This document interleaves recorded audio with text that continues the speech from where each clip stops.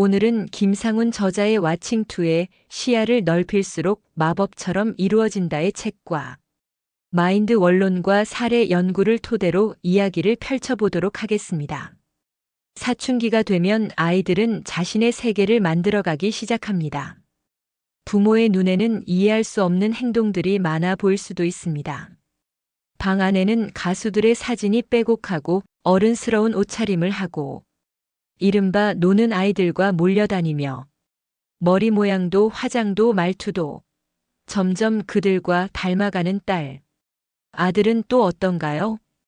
위험하다고 말리는 오토바이를 타고 싶어하고 밤이면 친구들과 어울려 술을 마시는 듯한 모습을 보이기도 합니다. 부모로서 걱정이 앞섭니다. 혼내고 위협하고 사정도 해보지만 그럴수록 아이들은 점점 더 멀어져 가고 결국 대화마저 끊어지고 맙니다. 이쯤 되면 우리는 묻게 됩니다. 마음을 내려놓는다는 게 무슨 의미일까? 이해하라는 게 도대체 뭘까? 그러나 아무리 노력해도 내 뜻대로 되지 않습니다. 하지만 먼저 우리가 인식해야 할 부분이 있습니다. 이것만 기억하면 모든 것이 가능해집니다. 아이들은 부모의 눈빛을 읽는다. 내가 아이를 받아들이지 않으면 아이도 나를 받아들이지 않습니다. 나는 나만의 좁은 공간에, 아이는 아이만의 좁은 공간에 갇혀버립니다. 서로의 마음을 모른 채 겉으로 드러나는 행동만 보고 서로를 판단하게 됩니다. 이러한 고립된 상태를 벗어나려면 우선 우리의 시야를 넓혀야 합니다. 여기서 먼저 받아들인다는 의미를 살펴보겠습니다. 사람은 누구나 자신을 믿는 믿음을 가지고 있습니다. 그래서 자기 생각이 옳다고 여기고 자신을 높게 평가하는 1차적인 육신의 자아에 머물러 사고하게 됩니다. 이해한다는 것은 단순히 상대의 입장을 받아들이는 것이 아니라 내가 가진 지식과 생각이 전부가 아니라는 것을 인정하는 과정입니다. 하지만 우리는 종종 내 생각이 최고이고 내 판단이 절대적으로 옳다고 믿으며 그 틀 안에서만 이해하려고 합니다. 결국 오직 내 생각 속에서만 자신을 키우는 사람이 되고 맙니다. 그렇게 되면 나라는 한정된 공간 안에 갇혀 나만의 시야로만 세상을 바라보는 고립된 상태가 된다는 점을 깨달아야 합니다. 최근 영국에서 개발된 디지털 에너지장 카메라로 인체 촬영을 한 사진을 제시합니다. 사람의 몸을 중심으로 다양한 빛이 퍼져 있는 모습입니다. 그리고 그 빛의 형태는 마치 여러 겹을 이루고 있는 층으로 보여집니다. 각기 다른 주파수의 공간층이라고 표현합니다. 육신의 공간의 물질 주파수가 지배하는 것이죠. 아인슈타인은 모든 물질은 에너지라고 말했습니다. 사람도 물질이면서 동시에 에너지입니다. 내 에너지 장 속에 밝은 생각이 들어있는지 어두운 생각이 들어있는지에 따라 현실은 내가 품고 있는 생각을 고스란히 비추어주는 거울과 같습니다. 자연히 주파수가 맞는 생각끼리 서로 끌어당기게 되는 것입니다. 물질 주파수가 존재하는 육신을 둘러싸고 있는 공간이 있습니다. 감정의 공간, 생각의 공간, 영혼의 공간, 그리고 맨 마지막으로 우주 전체를 향한 무한한 빛의 공간이라고 합니다. 그 무한한 빛의 공간이 나 자신을 감싸고 있다고 말합니다. 우리는 작은 육신에 갇힌 존재가 아니라 무한한 빛의 공간 속에서 살아가고 있습니다. 시야를 넓히고 멀리 바라볼수록 더 많은 것을 받아들일 수 있는 능력 또한 마법처럼 확장된다고 저자는 말합니다.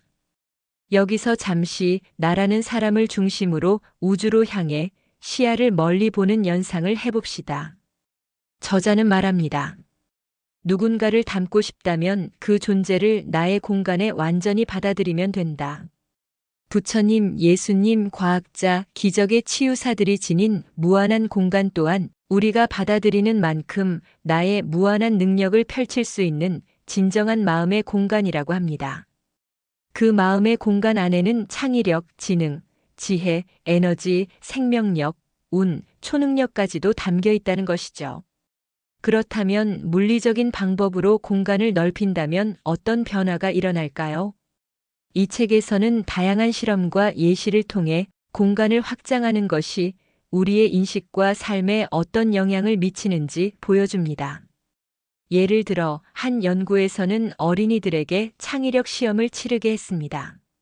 한 반의 아이들에게는 책상 위에 놓인 연필 한 자루의 사진을 보여주었고, 다른 반의 아이들에게는 광대한 우주 전체의 사진을 보여주었습니다. 결과는 어땠을까요? 우주 전체의 사진을 본 아이들의 창의력 점수가 훨씬 더 높았습니다. 리버만 교수는 이에 대해 시야를 넓힐수록 지능도 무한히 확장된다라고 설명했습니다.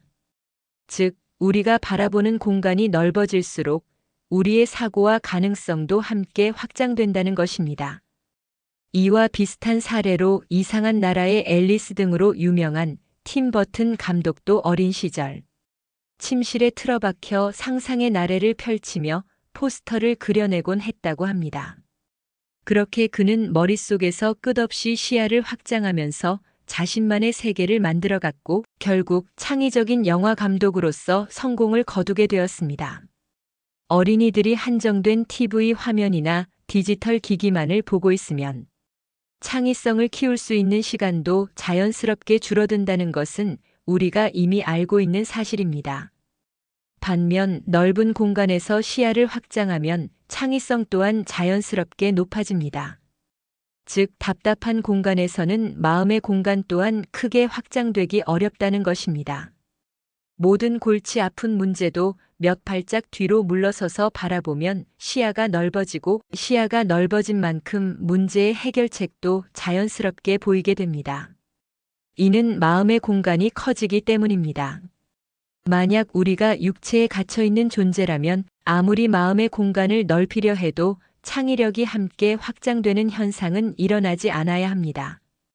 그러나 현실에서는 마음의 공간이 확장될수록 창의력 또한 자연스럽게 커지는 경험을 하게 됩니다. 이와 비슷한 원리로 바둑이나 장기를 둘 때를 생각해 봅시다. 직접 둘 때보다 옆에서 지켜볼 때 더 좋은 묘수가 떠오르는 경험을 한 적이 있을 것입니다. 이는 내가 아닌 누군가의 눈으로 상황을 바라볼 때 더 객관적이고 현명한 판단이 가능하기 때문입니다.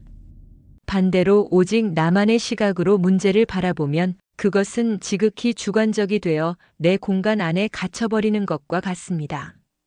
하지만 다른 사람의 시각으로 문제를 바라보면 나의 공간이 타인의 공간까지 확장되어 더 많은 아이디어가 떠오르게 됩니다. 그 밖에도 저자는 다양한 실험을 통해 시간적, 공간적, 심리적, 물리적 시야를 넓혔을 때 시야가 확장된 만큼 마음의 공간 또한 커지는 현상에 대해 이야기하고 있습니다. 이처럼 나는 단순히 육신의 작은 공간에 갇힌 존재가 아니라 시야를 넓혀 멀리 바라볼수록 끝없이 퍼져나가는 무한한 존재임을 증명하고 있습니다. 이제 나의 공간을 아이에게까지 넓혀보겠습니다. 아이의 마음과 행동을 움직이는 것은 오직 아이 자신의 마음뿐이라는 사실을 명심해야 합니다. 누군가의 마음을 변화시키고 싶다면 내 마음의 공간을 아이에게까지 넓혀야 합니다. 나의 시각이 아닌 아이의 시각으로 바라보는 겁니다. 즉, 상대의 눈으로 바라보면 나의 시야가 아이에게까지 확장된 것이죠. 갈등이 생기면 무조건 상대의 시각으로 바라봐야 하는 것이기도 합니다.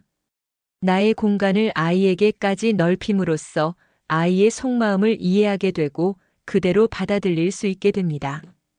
이해하려고 애쓰지 마세요. 내 기준에서 나의 한계 안에서 억지로 하려고 하니까 안 되는 겁니다. 앞에서도 말했듯이 나는 육신의 작은 공간에 국한된 존재가 아닌 무한한 빛의 공간 속에 있는 존재입니다.